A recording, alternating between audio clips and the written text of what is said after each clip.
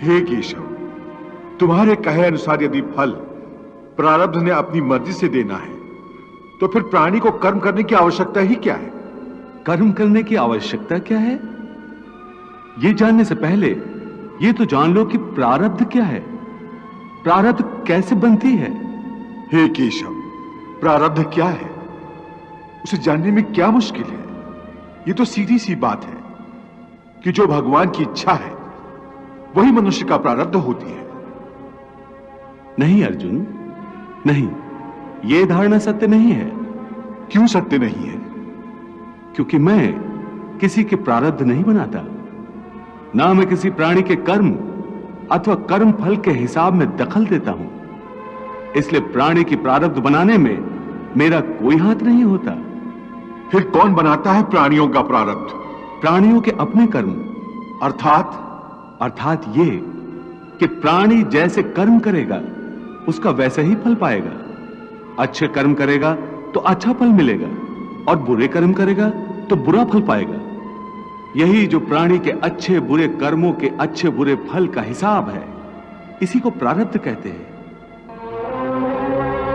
अपने पुण्य कर्मों के फलस्वरूप सुख और अपने पाप कर्मों के फलस्वरूप दुख प्राणी इसी जन्म में या अपने अगले जन्म में भोगना ही पड़ता है, वो टल नहीं सकता।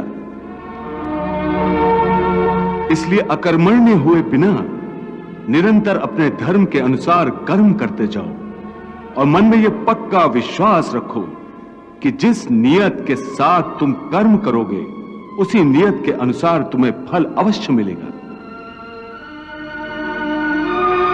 कर्म का यह अटल विधान है, इसमें कभी किसी के साथ अन्याय नहीं हो सकता। हे अर्जुन, प्राणी का कोई भी कर्म नष्ट नहीं होता, मनुष्य को अपने हर कर्म का फल अवश्य मिलता है। इस तरह प्राणी के कर्मों के अनुसार उन कर्मों का फल हर मनुष्य के प्रारब्ध में लिख दिया जाता है। इसी कारण हर जन्म में मनुष्य अपने ही कर्मों के बंधनों में बंध जाता है। इसी कर्म के बंधन में बंध जाने के कारण मनुष्य आवागमन अर्थात जन्म जन्मांतर के चक्रव्यूह में फंसा रहता है और उसे मोक्ष प्राप्त नहीं हो पाता। कर्म के बंधन से आवागमन या जन्म जन्मांतर का क्या संबंध है? मनुष्य अपने एक जन्म में जो कर्म करता है उन कर्मों के फल के रूप में पाप और पुण्य दोनों ही होते हैं। कभी पाप अधिक होते हैं तो कभी पुण्य। दोनों का दुख सुख भोगते हुए मनुष्य अपने नए जीवन में जो कर्म करता है उनका हिसाब पाप पुण्य के खाते में नए सिरे से लिख दिया जाता है।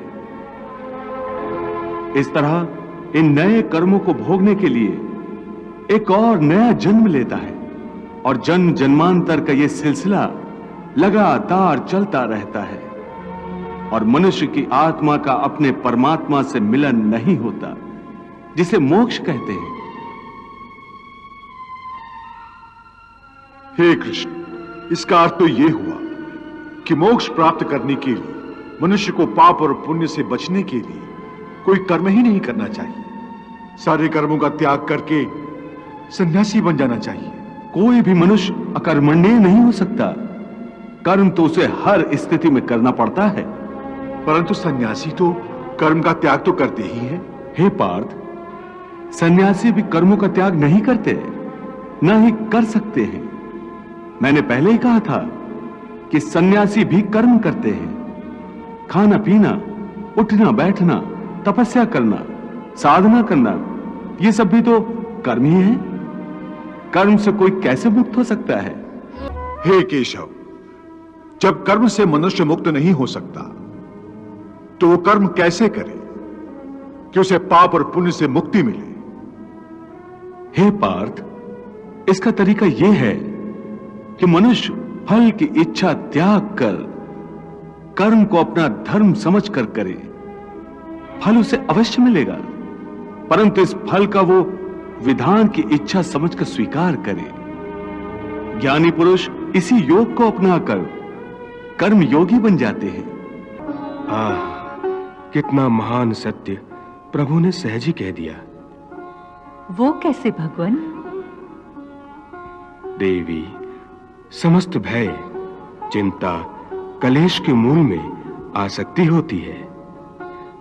कर्मयोग फल की आसक्ति का त्याग करने को कहता है, अर्थात निष्काम होकर कर्म करने को कहता है।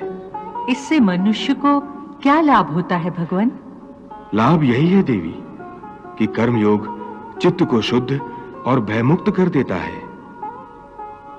देवी, भयमुक्त होकर ही मनुष्य जीवन को आनंद में बिता सकता है।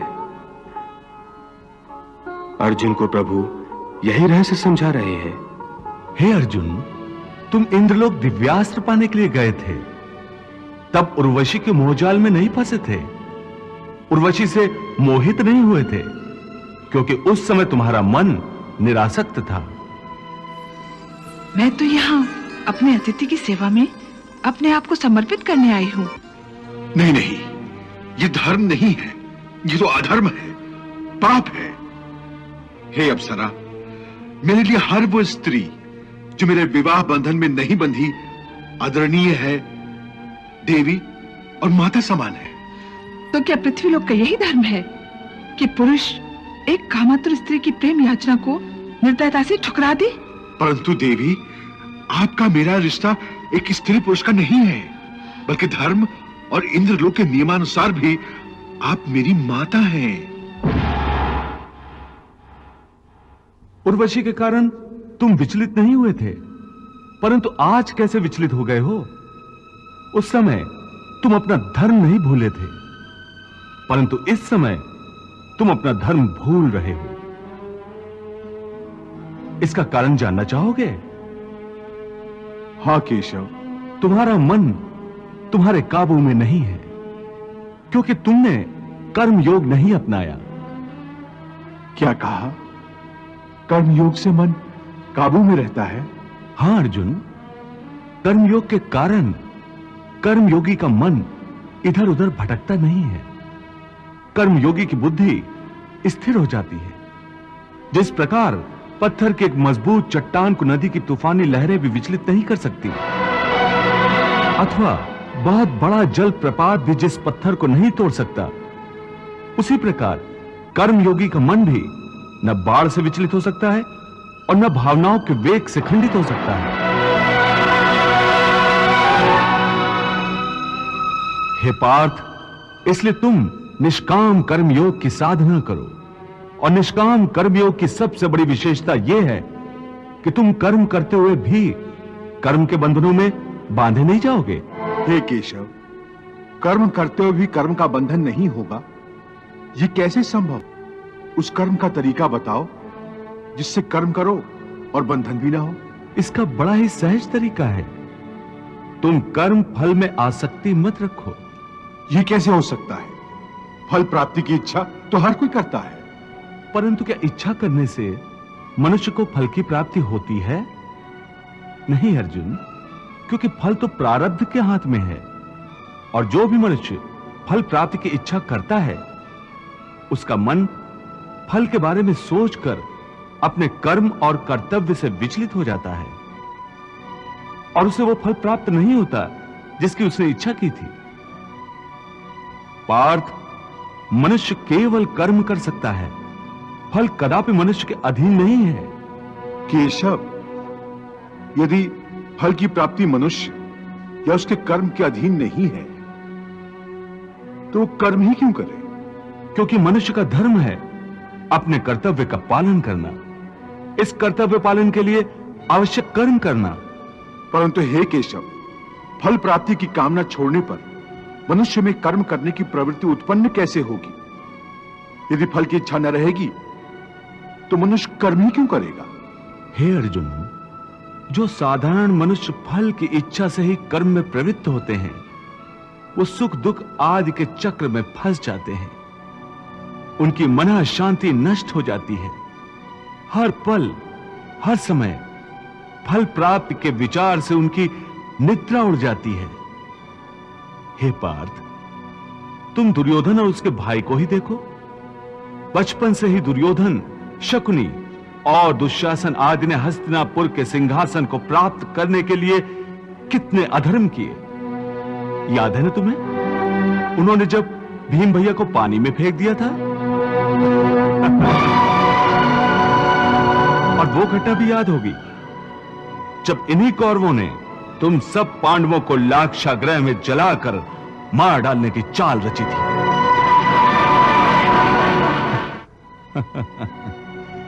कैसी लाजवाब चाल थी उनकी। उस आग से तुम लोगों का जीवित बचकर निकलना असंभव था। कितना योजनाबद्ध कर्म था, परंतु इस कर्म का फल उन्हें मिला नहीं, क्योंकि प्रारब्ध की योजना और थी। इस प्रकार उनकी इच्छा विरुद्ध जब सारे प्रयास विफल हो गए तो उन्होंने तुम सबको छल कपट से काम लेकर 12 वर्षों के वनवास और 1 वर्ष के अज्ञातवास में भेज दिया था। परंतु बार बार प्रयास करने के बाद भी कौरवों को उनकी इच्छा अनुसार फल प्राप्त नहीं हुआ। वो ये भूल गए थे कि फल प्रारब्ध अनुसार मिलता है। इन दुष्कर्मों के चक्र में वो बुरी तरह फंस गए हैं पार्थ, और जिस फल की कामना वो कर रहे हैं वो फल उन्हें प्राप्त नहीं होगा, बल्कि दुष्कर्मों का बुरा फल ही उन्हें मिलेगा। ये बात तुम सदा याद रखो। वाह प्रभु वाह।